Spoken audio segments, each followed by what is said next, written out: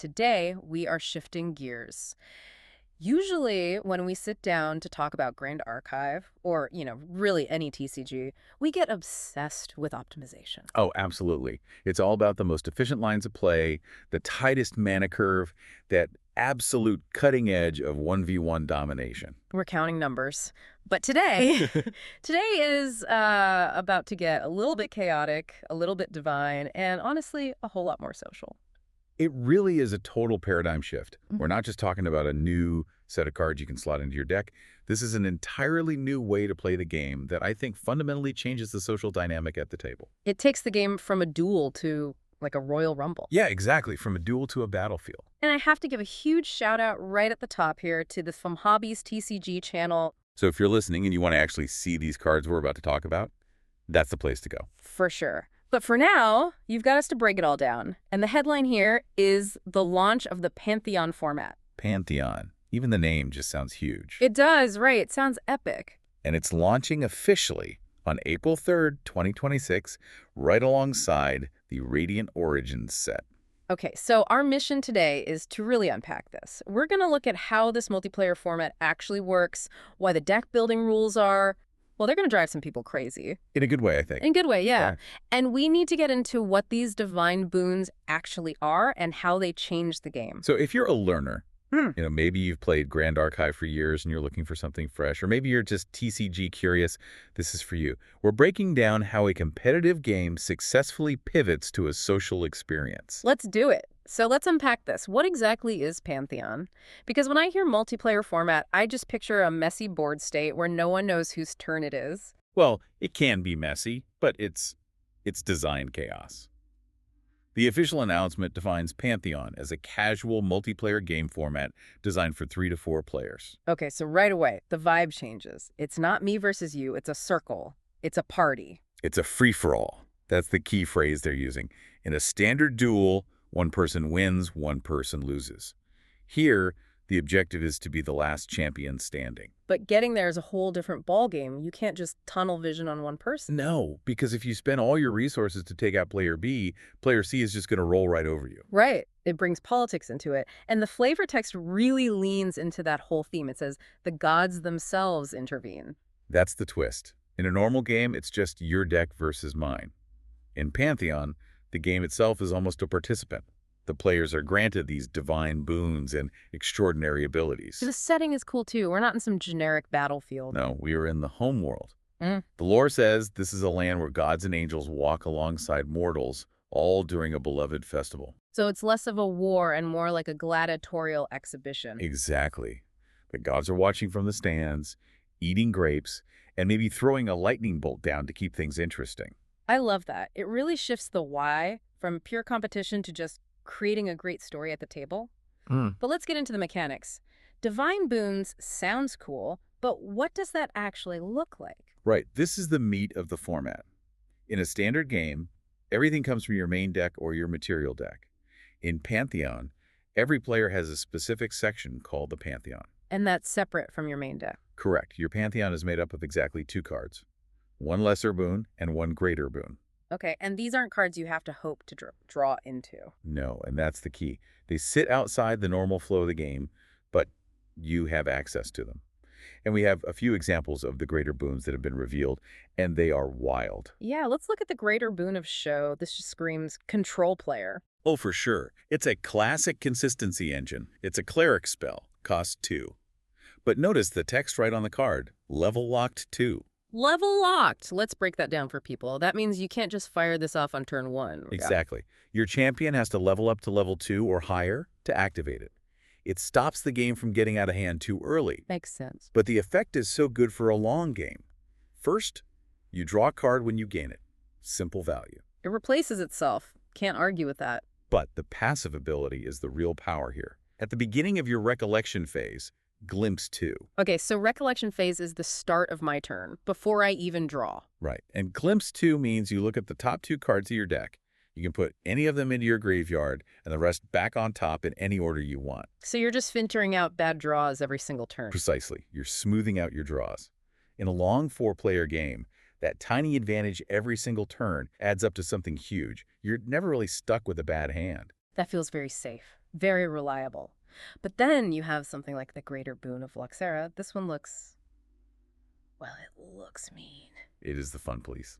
It's an assassin spell, costs 0. 0. Free. Free. But it has the first boon keyword.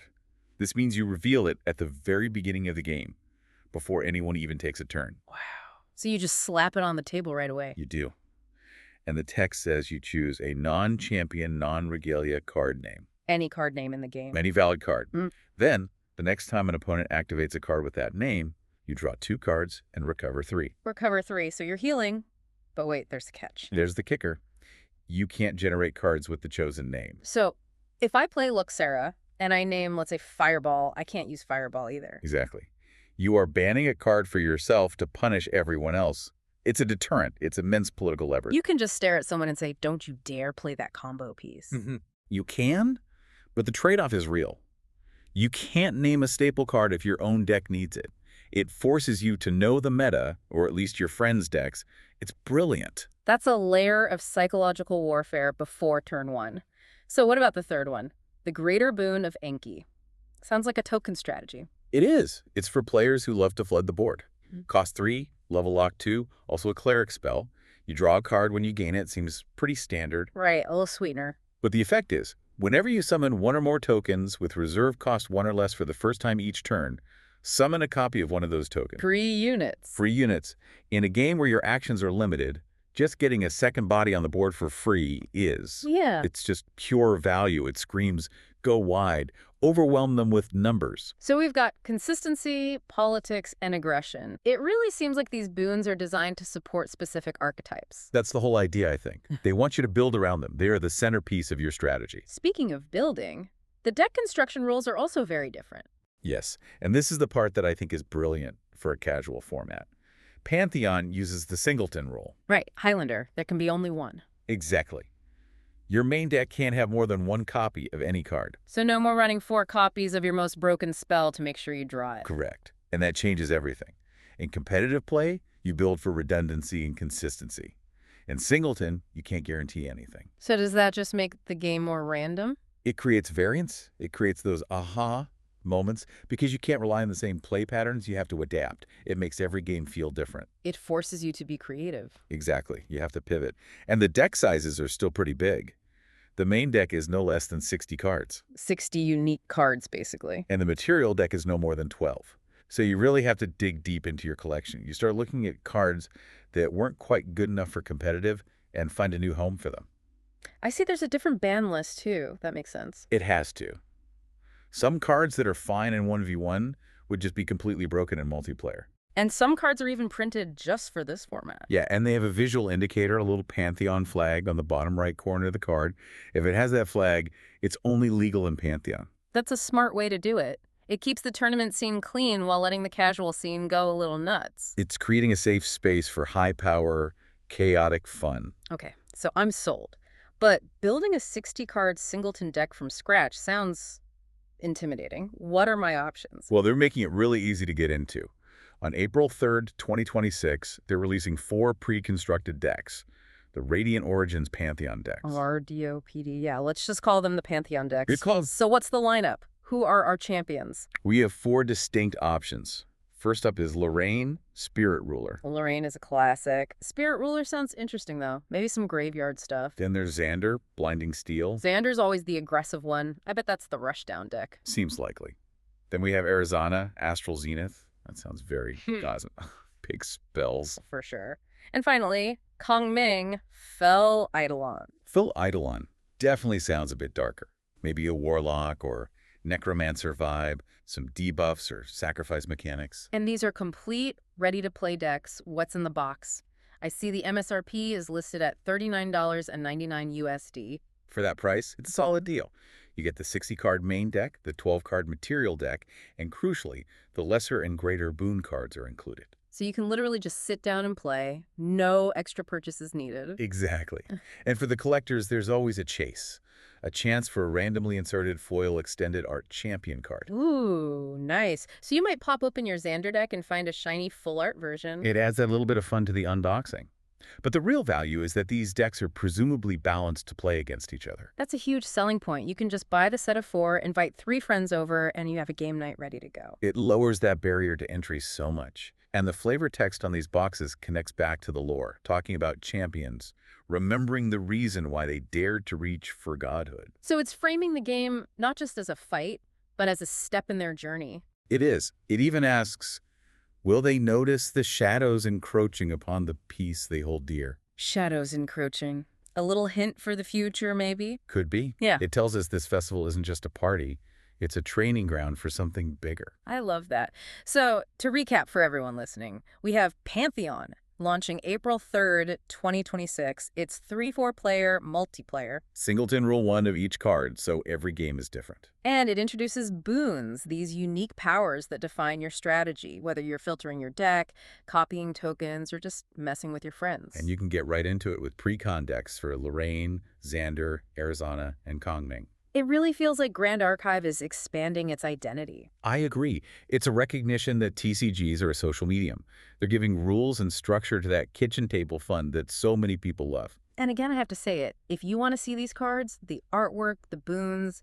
Seeing someone physically reveal that card before the game starts, that's drama. So here's where it gets really interesting for you, the listener. We've talked about the rules and the products, but I want you to think about the psychology of this. Yeah, this brings up a huge question about what winning even means in this format. It does. In a 1v1 game, the best deck usually wins. It's math. But in a 4-player free-for-all... the whole dynamic shifts. You can have the strongest deck at the table, but if you look too strong, the other 3 players will just team up and take you out. It's the tall poppy syndrome of card games. If you play a huge threat, you've just put a massive target on your own back. You've invited everyone else to punch you. Yeah. Exactly.